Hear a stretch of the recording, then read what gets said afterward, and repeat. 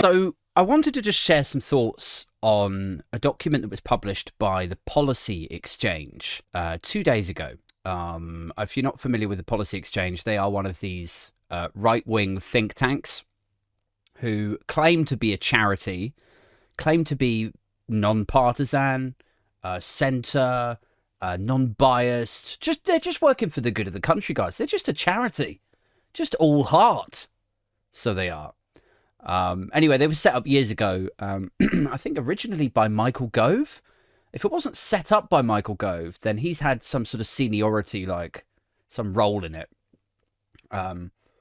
Anyway, over the years, the Policy Exchange were adopted by Boris Johnson's administration. They used to take like policy ideas from them.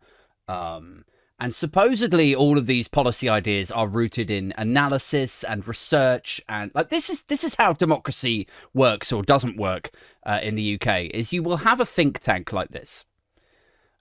They will decide the policy that they want to be able to go to market with already. Like it's like reverse engineering. They'll decide the thing that they want to roll out as a government policy, or that they at least want to influence the government in rolling out.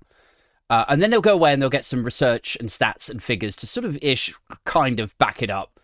And then they lay it at the foot of whoever is the Prime Minister. They'll send that out to the Cabinet Office, CCHQ. They will send it to the Telegraph, the Express, the Mail. Like if you've ever wondered how or why policies just suddenly seem to catch fire, you know, like why are we suddenly talking about inheritance tax? Or where is this sudden obsession with not investigating tax avoidance come from? Why should we give tax cuts to the rich? Where has this come from? It always comes from a think tank like this. Or sometimes from a right-wing newspaper campaign. Anyway, so the Policy Exchange is one of these think tanks. And as I said, they were the most used think tank by the Boris Johnson administration. They have released or published a new document. It says, "What do we want from the King's speech?" I assume they mean the royal we. It's not us communally. It's not societally. What do we need, guys, from the King's speech? What would we like to see? Seriously addressing tax avoidance? That could bring in a few tens of billions that we desperately need. Some sort of investment in public services. That's what we need. That's what we would like to see from the King's speech. But no, not communal, not societally. What would we, the Policy Exchange, and our funders, and those who sit on the right and hard right of the UK political landscape, what would we like to see? So let's just quickly go through them, shall we? So regain the initiative on housing with bold plans to speed up the planning process, abolish leasehold and place local consent at the heart of plans. Yeah, I mean, like any time now, lads, that would be great. I mean, you've had 13 years and the housing crisis has exploded on your watch, but it is fine. Yeah, this is what we want to see in the King's speech now. Next up, tackling the surge in shoplifting with tough new minimum sentences for repeat offenders and creating a new offence of aggravated begging. Wow. Okay, there's a lot to pull apart there, isn't there? Tackling the surge in shoplifting. Why do we think people are stealing more now? Do we think that people have suddenly suffered from a national case of moral bankruptcy? Do you think are we just more morally faily now? We're like, I'll just, don't mind a loaf of bread. I'll just have a couple of watches, a few cans of beans. Am I going to pay for it? No, I'm not paying for it. This is an epidemic that's just sprung up out of nowhere. People just love to shoplift now. It's a new craze. No, of course, it's the cost of living crisis. People are struggling. They can't make ends meet. They need help. A lot of people are already on universal credit and they are struggling. And we're already talking about we're not talking about like this specific document here, but there are other documents being published about, well, if we just cut universal credit a little bit, these scroungers at home not doing anything. We've got 5 million people economically inactive. These scroungers, we should slash their benefits, inspire them to get back to work.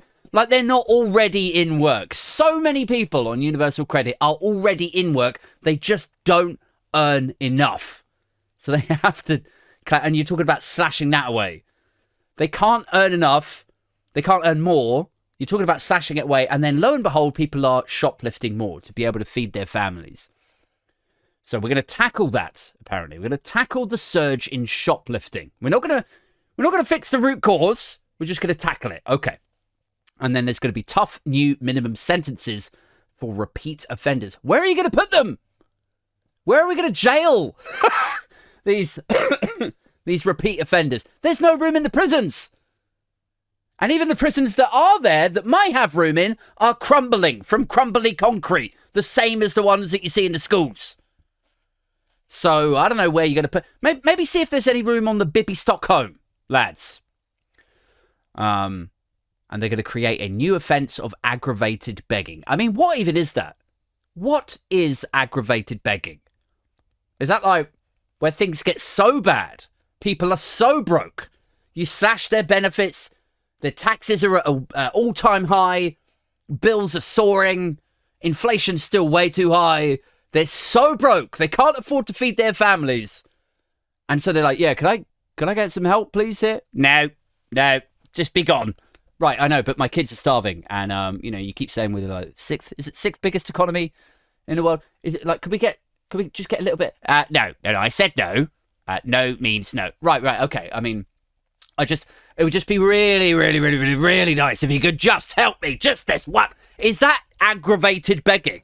When people, is that why they want to make it a criminal offence? Because they know they don't want to help anyone. So if you ask nicely and they tell you to just go away, and then if you ask again, like, is that, you're aggravated now, or you're aggravated, I think that might be what it is. It's easier to criminalise that than to have to deal with people asking you more than once for a little bit of help. Let's continue. Digitise the NHS with a new digital health and care bill and get energy bills down by reforming the planning system for the electricity grid. Okay. All right.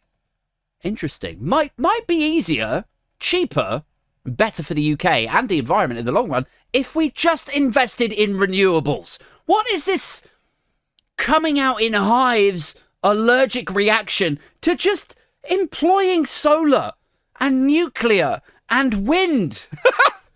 Why is it like, why do we need to look at something like this? Like, we'll get energy bills down by reforming the planning system for the electricity grid. Is that really what's causing electricity bills to soar? Is it? Capping the number of people going to university each year and reinvesting the money in a skills tax credit to help business train in the skills that we need to grow. Okay. Standing up to radical gender ideology in schools by creating a new absolute right for parents to see what is being taught to their children. You can already see that. And letting them go to court if necessary to force schools to stop teaching age inappropriate or politically biased material. Oh my goodness. I mean, let's have a think about this for a second, shall we? Let parents go to court if necessary to force schools to stop teaching age inappropriate material. Are schools really doing that? Are they? I can't think of anything that they would be teaching in a school that would be age inappropriate.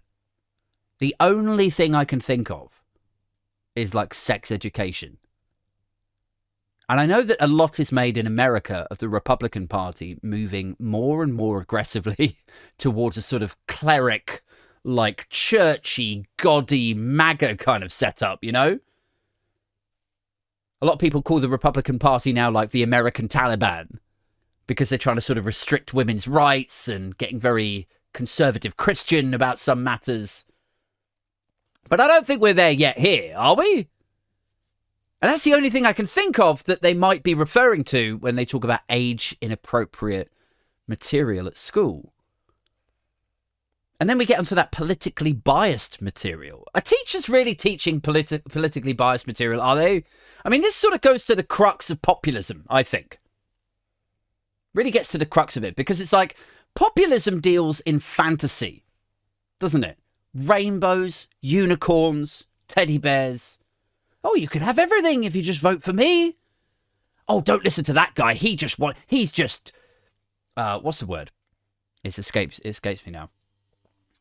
He's just being condescending to you. He's trying to keep all the money for himself. Vote for me and I'll make everything better. Don't listen to the elites over there. You know, populism deals in fantasy. Schools, universities, lecturers, teachers, textbooks, essays, exams, they deal in facts. 2 + 2 is 4. There's no, bias or prejudice around that. And so I think that is what I'm sort of getting the feels of here. Is that in a political climate like this one, where you have right-wing populists whose business it is to continue to talk absolute nonsense, they really don't like the idea of an educated class coming up and being told, this is how things work. This is what needs to change. Isn't it ridiculous that this party did this in the 90s or whatever, if you happen to be studying politics? And then there's a final one. This is my favourite one. See what you think about this. The last thing we would want to see, the Policy Exchange, would want to see in the King's Speech, protecting the Constitution by ensuring any attempt to change the voting system or lower the voting age must be approved by the British people in a referendum. This would stop a future government lowering the voting age to 16 or introducing proportional representation without a referendum. Well, there you go, guys. Protecting the Constitution by ensuring any attempt to change the voting system. Does anybody remember having a referendum over introducing voter ID? Anybody remember that? I'm scratching my head. I'm really trying. My memory isn't that good these days. You know, too many late nights in warehouse raves in my 20s. Too many very illegal substances. Probably still flowing through my blood veins now. But I think I would have remembered another referendum, considering how chaotic and hectic that last one was. I don't recall a referendum being implemented or rolled out for the introduction of voter ID. I also don't remember being asked if the Electoral Commission could be neutered by Boris Johnson. I don't remember that. That's strange, isn't it? Must just be escaping me. But this is what the Policy Exchange would like to see, is a referendum on the introduction of proportional representation. And do you know what I think? I think that shows they are bricking it. I think they're scared.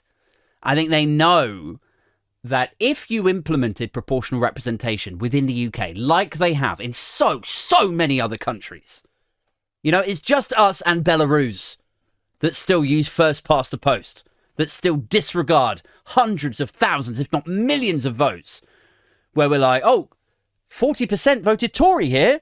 Yeah, 25% voted Labour, but I guess the best man won, so off go all of the Labour votes. You know, that's how we work at the moment.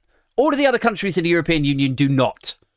All of the other countries are like, okay, well, we'll get some representation for these guys and a little bit more for these guys. And I think that makes perfect sense. That's more democratic.